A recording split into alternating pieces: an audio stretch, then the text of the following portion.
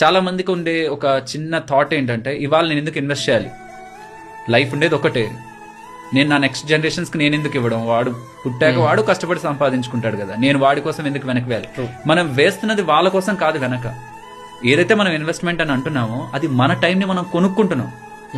ఇవాళ మనకు వస్తున్న డబ్బులు మనం కానీ ఫ్యూచర్ మన టైం ని కొనుక్కోలేకపోతే ఎంత టైం జాబ్ చేస్తాం, ఎంత టైం మనం ఒకరి దగ్గర వర్క్ చేయగలం.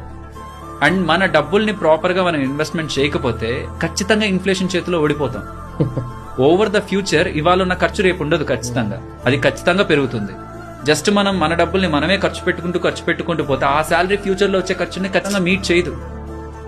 సో ఈవెన్ మనమే ఫ్యూచర్ లో ఏదైనా పెద్దగా ప్లాన్ చేయాలనుకుంటున్నా, ఫ్యూచర్ లో ఏదైనా బిజినెస్ అనుకుంటున్నా, లేకపోతే మన పిల్లల రిలేటెడ్ గా పెళ్ళి అనుకుంటున్నా, ఇల్లు అనుకుంటున్నా, ఏదైనా అబ్రాడ్ ఏదైనా ప్లాన్ చేయాలనుకుంటున్నా, వేటికైనా సరే ప్రాపర్ ఫైనాన్షియల్ ప్లానింగ్ ముందు నుంచి చేయకపోతే ఏదైతే మనం మర్చిపోవాలి, నాకు అవసరం లేదు, నేను ఎంజాయ్ చేస్తాను, ఫ్యూచర్ లో సఫర్ అవుతాను, అదే నేను యాక్సెప్ట్ చేయాలి. లేదు నేను ఫ్యూచర్ లో సఫర్ అవును, ఫ్యూచర్ లో నా ఫ్రీడమ్ నాకు కావాలనుకుంటే ఖచ్చితంగా మనం ఇన్వెస్ట్మెంట్ చేయాలి.